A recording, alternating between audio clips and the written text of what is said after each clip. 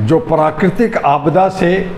चाहे बाढ़ से हो, चाहे भूकंप से हो, चाहे ज्वालामुखी से हो, चाहे अन्य कारणों से हो,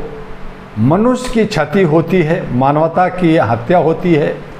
हम बीमार होते हैं, हमारी जो सभ्यता छीन बीन होती है, तो इसका जो है बड़ा दुख है।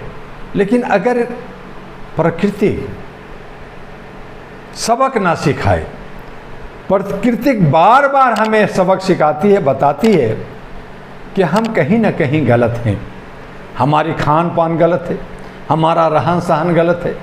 हम जो है सारे ज़मीन को हड़प लेना चाहते हैं, नदियों पे घर बना लेते हैं, हम ढलान पे घर बना लेते हैं, हम पहाड़ों के गुफाओं में, पहाड़ों के किनारे घर बना लेते हैं। तो प्रकृति और उसके बाद में पर्यावरण को इतना दूषित कर देते हैं, इतना प्रदूषित कर देते हैं कि प्रकृति जो है बदला लेती है, प्रकृति जो है एक इशारा करती है। तो हम मनुष्य को एक सदाचार में और प्राकृतिक जो भगवान है उसको मानते हुए हमें अपने आचरण को, अपने काम को, अपने घर को, अपने सारी चीज़ों को करनी चाहिए।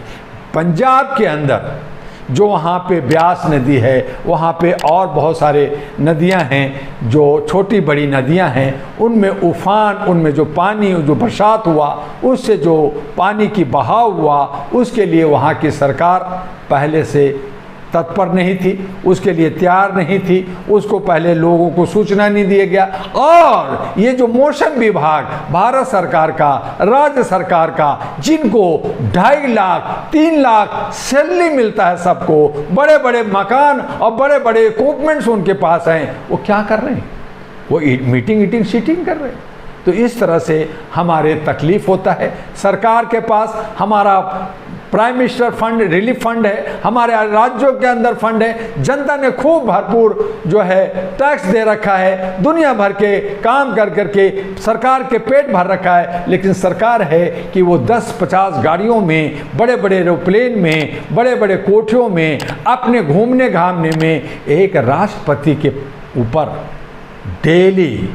कई लाख का खर्च होता है। देश के प्रधानमंत्री कई लाख का खाना रोज खाते हैं, विदेशों में घूमते हैं, और जनता, चाहे वो पंजाब का हो, चाहे वो असम का हो, चाहे बंगाल का हो, वहाँ त्राही त्राही कर रहे हैं। बिहार में भी, और जगह भी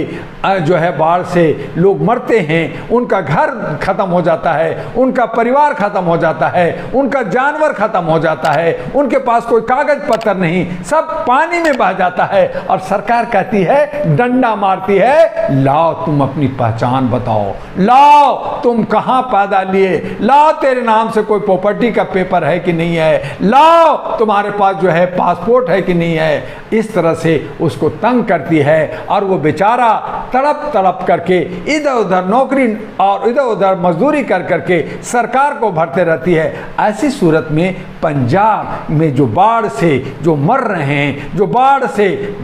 जो जानवर बह गए हैं, आदमी बह गए हैं, घर बह गया है, उसके लिए क्या कर रहे हैं? जब उनको राहत देने की बात आएगी तो कहेंगे कि तुम पंजाबी नहीं हो, तुम तो पाकिस्तानी हो, तुम तो जो है बांग्लादेशी हो, तुम अफगानी हो, तुम उधर भाग जाओ। तो इस तरह की सोच हमारे सेवक का है, हमारा सेवादार का है, हमारे चौकीदार का है, और कहीं ना कहीं हम और आप जनता इससे बेवकूफ़ बन कर करके, और हम इससे जो है निजात नहीं पाते, हमें कोई जो है मदद नहीं मिलता। तो हम आपके चैनल से ज़रूर कहेंगे कि जो भागवत मान का, जो आम आदमी पार्टी का जो फ्री के रेवड़ी दिल्ली में बांटा, और पंजाब में भी कहा बिजली फ्री, ये फ्री, तो उनसे यही आग्रह होगा, यही अपील होगा कि पंजाब जो आज त्राही त्राही कर रहा है, प्राकृतिक आपदा का वो जो है उसको झेल रहा है, उसको राहत मिले, उनको घर मिले, उनको खाना मिले, उनको टेंट मिले, और उनको हर तरह से दवा और दारू की व्यवस्था जो है राज्य सरकार को और केंद्र सरकार को करनी चाहिए। इस पे आवाज़ कोई नहीं उठाता, इस पे कोई धरना प्रदर्शन नहीं करता, इस पे कोई लड़ाई नहीं करता। लड़ाई क्या है? मुझे वोट चाहिए, ऐसा चाहिए, वो ऐसा चाहिए, सिर्फ सियासत, सिर्फ सियासत, सिर्फ सियासत। ऐसी सूरत में हमें और आपको मरने के लिए कभी हम बाढ़ में मर रहे हैं, कभी आपदा में मर रहे हैं, कभी बीमारी में मर रहे हैं, तो हमें देखेगा कौन? इन